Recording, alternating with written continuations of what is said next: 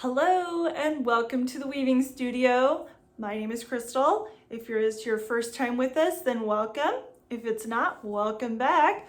I am working on a project right now. This is going to be some fabric that I'm going to make into some zipper pouches and purses and lunch bags and things, which you can find on my website at seriousfiber.com. But I have very recently changed how I lash onto or tie onto the front beam. I used to just do normal tie on, like, just take a bundle and tie it onto the front bar. My issue with that is that it wastes a lot of yarn. You have to have enough there to tie on and then to adjust, and it wastes a lot. And with lashing on, because I have such a wide loom, I have a 40-inch wide loom, lashing is really annoying. I just don't like doing it because if I adjust something in the middle, then I have to readjust the entire thing, or if I adjust on one side, then I have to, almost readjust the entire thing. And I can never seem to get my two outside bundles tight as the rest of it, no matter how much adjusting I do. So I have recently tried a different type of tie-on, and I got the idea from probably another weaving channel. I don't honestly remember. It was not the exact same way that I do it, but it was a similar method. And but we are going to be using zip ties. I love zip ties. They are my friend. So I'm going to readjust the camera here down below so you can see what I'm going to be working on and how I'm going to be doing this. And hopefully this will help some other people with the way that they tie on as well. Or if you have a better idea than zip ties, I would love to hear it.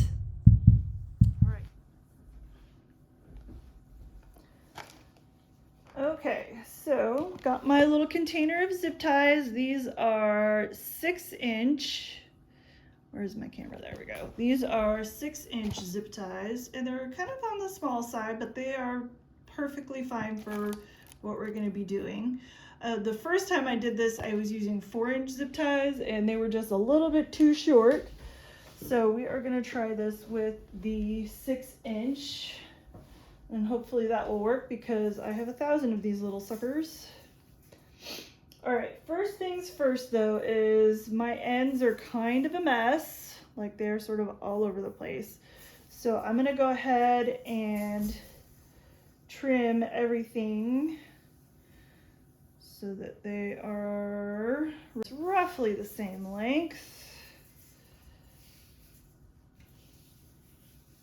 And I'm gonna kind of see if I can find like the shortest thread in the bundle, which should be right around there.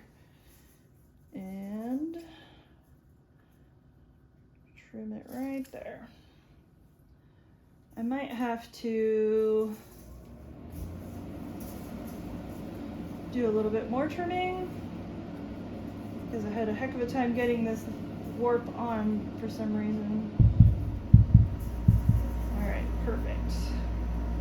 All right, so now we've got that all straightened out. Now we're going to start tying our bundles.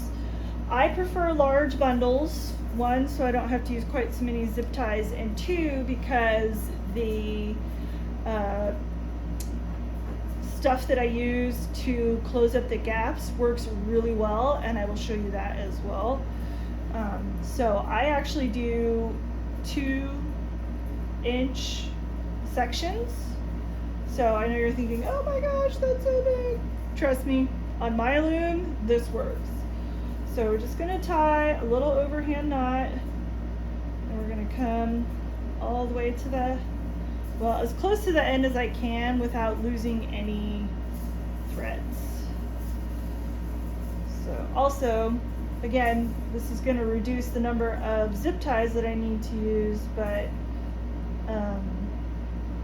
it's also going to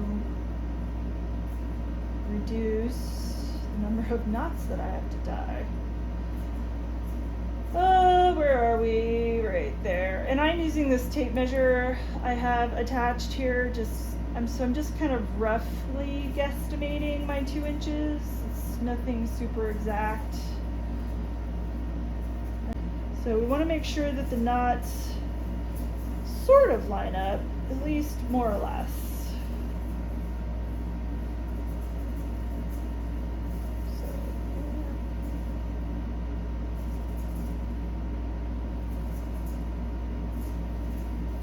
So we're just going to go down the line and tie these up.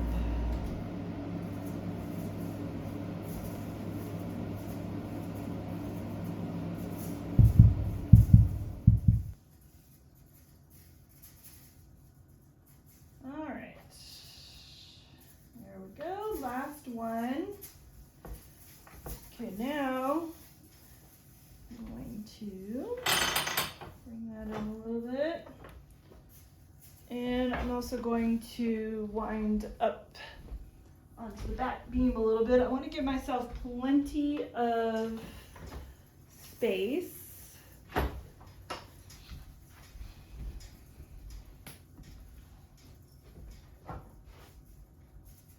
That should be good. All right, so now we're going to start zip tying these on. And when I zip tie these on, I am just going to put it on to the very tip. I'm not going to tighten anything up yet. I'm just going to put the zip tie on just enough to hold it. I might have to, that was a little too far.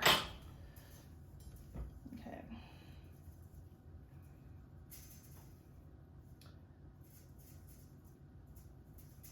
So I'm just going to pop this on. Oops.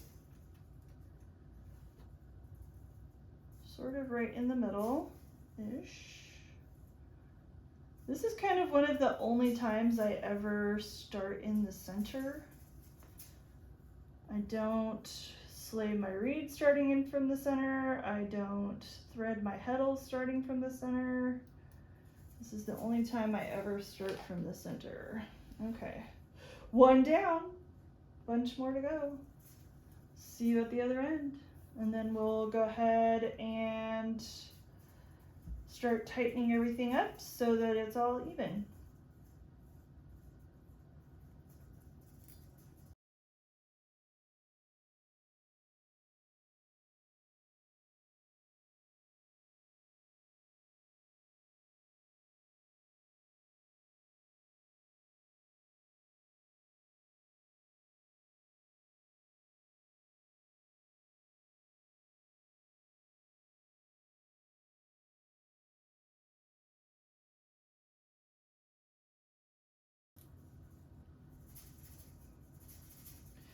All right, now we're just going to tighten this up a little bit.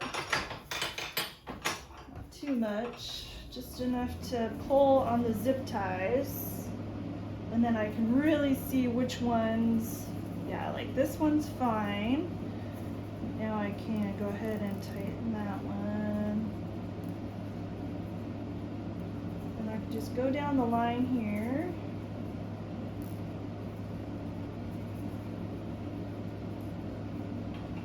Tighten these up.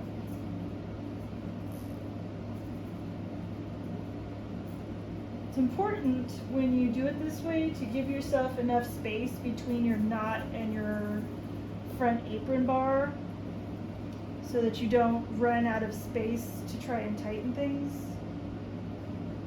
So, doing good there.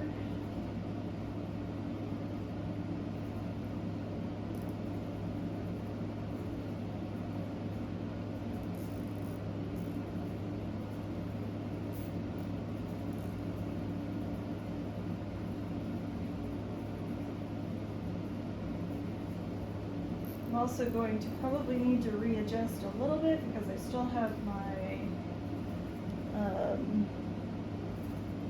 these sticks in the back. I haven't taken those out yet. So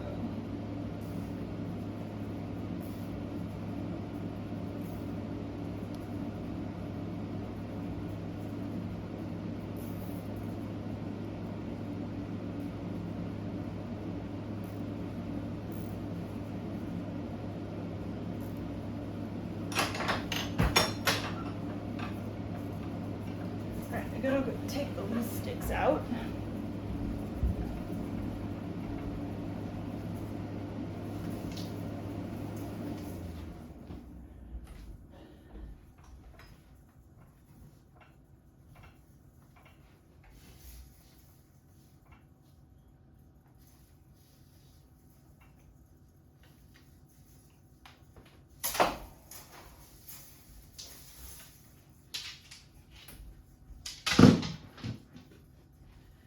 All right, and another thing that I do, and I will show that to you up here, is I hold my, when I'm threading my loom, the frames are really far down, so I use these dowels to hold all the frames up into a more ergonomic position.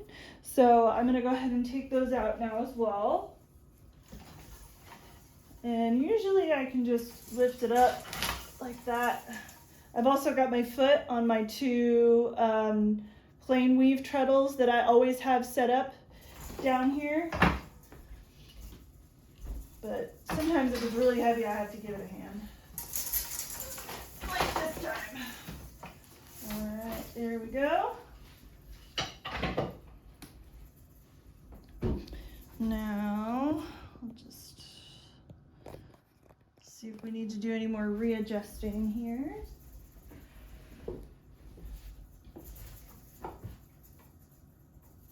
Ooh, no, that feels really good actually. Okay. Yeah. Yep, that feels really good. I know I keep saying it feels really good and then readjusting things, but it does feel really good. All right, so I'm gonna advance this just a little bit till I get past the knots here, and then I will show you how I close up those gaps.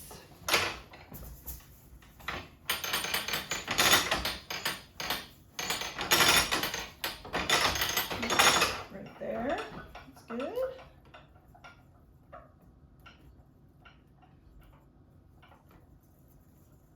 Okay, we're good, we're good, we're good, we're good. Stop fussing.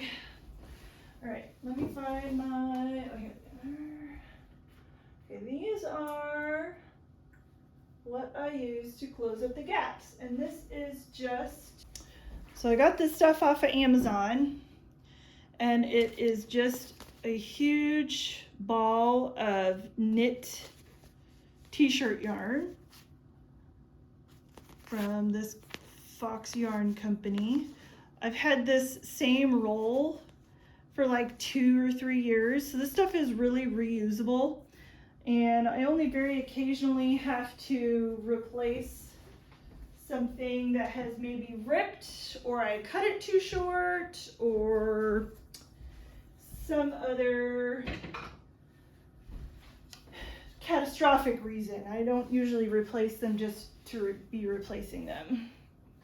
Sometimes I have to use multiple pieces to get the gaps to close, but honestly, not very often. This stuff, because it's so thick and so, what's the word I want to use? Sticky? It really keeps the threads in place as I am closing up those gaps. All right, and I'm gonna go ahead and put this long piece on as well. Just in case, we'll tie a loose knot here. I might not need to use all of this.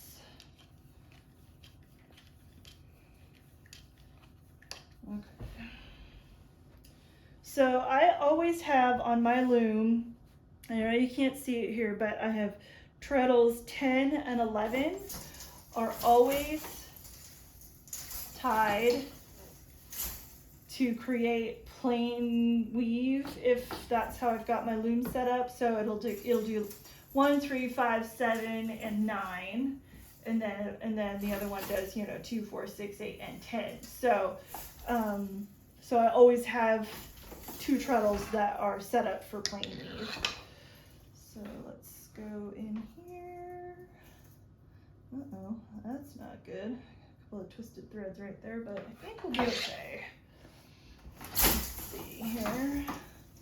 And now, but I'm not gonna beat this first one because if I do that, it won't actually close up any of the gappage. So I do one treadle 10, and then I do treadle 11, and then I go ahead and very gently beat, and look at that. I mean, it's almost closed up. So now I'm going to do 10 and 11 again.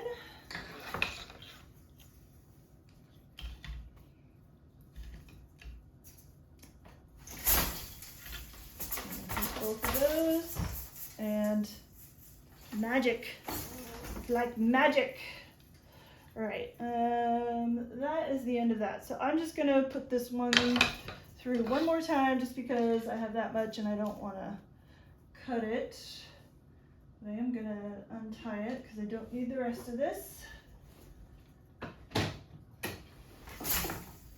Okay. There we go. And now we are ready to do some weaving. So I'm going to advance this just a little bit. We got a little goobered up over here somewhere. There we go. That's better. Okay. So I'm going to advance this a little bit so that I can get an inch or so of plain weave with my pattern thread. Okay, so I've got some thread wound up here. This is just an 8-2 cotton linen blend, and so we're just going to do about an inch of plain weave before I start the pattern.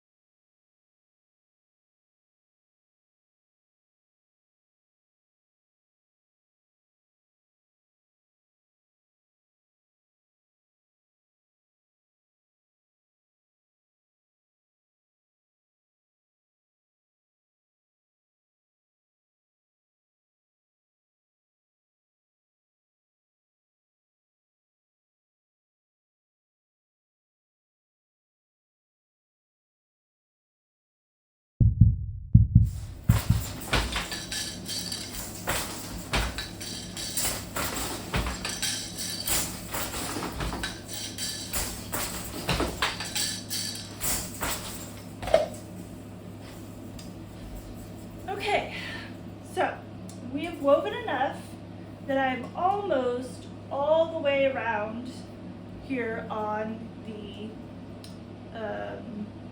front fabric bar. I forget the technical term for that, but that's fine. So because I use these very large overhand knots, this requires me to do a little, I gotta put something in here to prevent the knots from poking through into the fabric as it weaves around the bead. So I have these cardboard strips. These are drywall shims that I picked up at Lowe's. I'm gonna just give you a little tip here.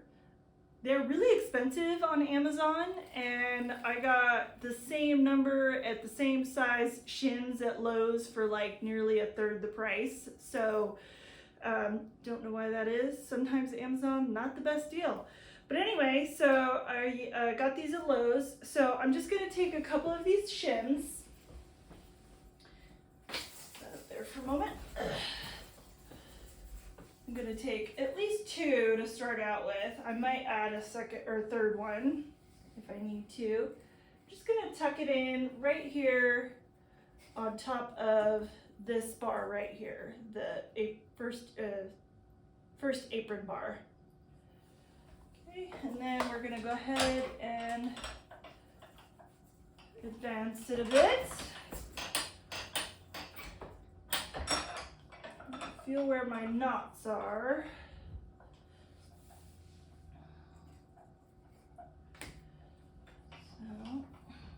my knots are closer to the bar than others.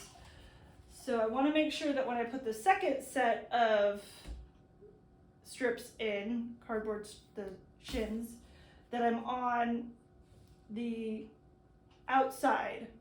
So basically what I'm doing is I'm creating a sort of trough for the knots to sit in. The knots are going to sit between the two sets of shins that I'm placing in there, and that will prevent any dimpling or distortion of the fabric as it rolls around the beam around the knots.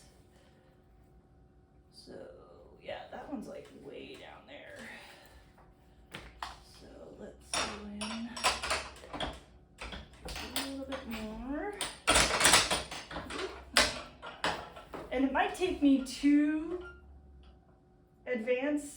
times to advance to get everything right where I want it. Let's see.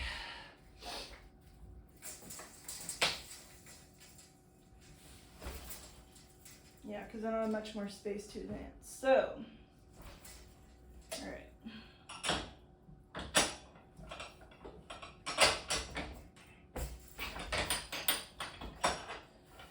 Alright, so that's that one. So I'm going to go ahead and do another section of weaving.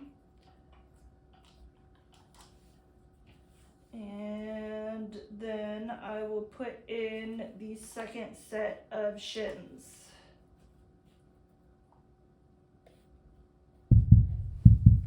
Okay, ready to advance again. And another 4 inches, 3 inches, 6, 7, 8, 9, 3 inches. Got another 3 inches done. So I'm gonna go ahead and place my shins in here.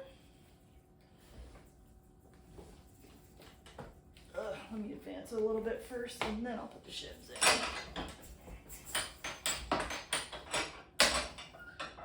So.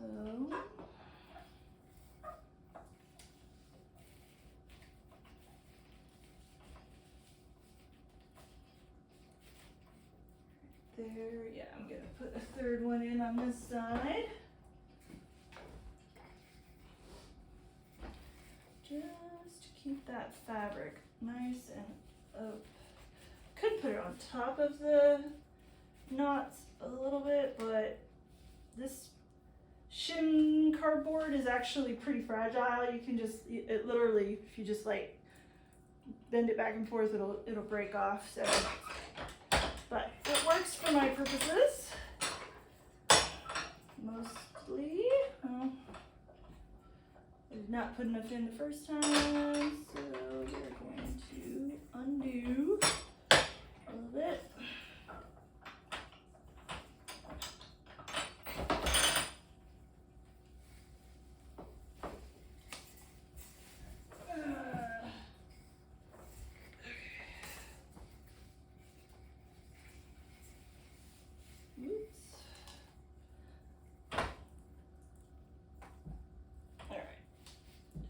Don't do what I do in this case. Definitely want to build up that first layer first. I should have put 3 in, but I did not. So here we are, doing it the hard way. Always better to put more in than less, I suppose.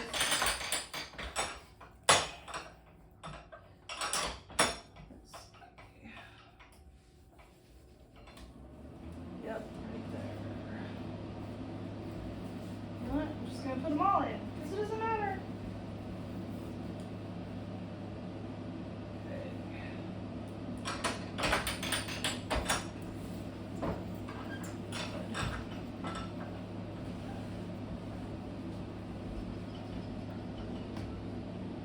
All right. I advanced it a little bit too much, so now I got to go back a little bit.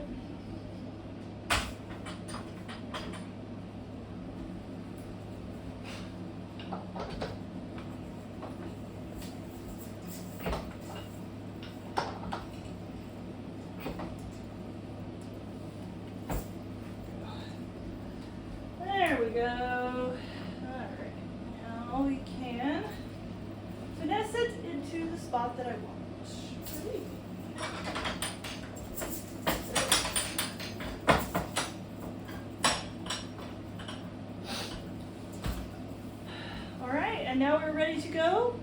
We can just keep going without having to stop for the next, I think I've got 6 yards on here.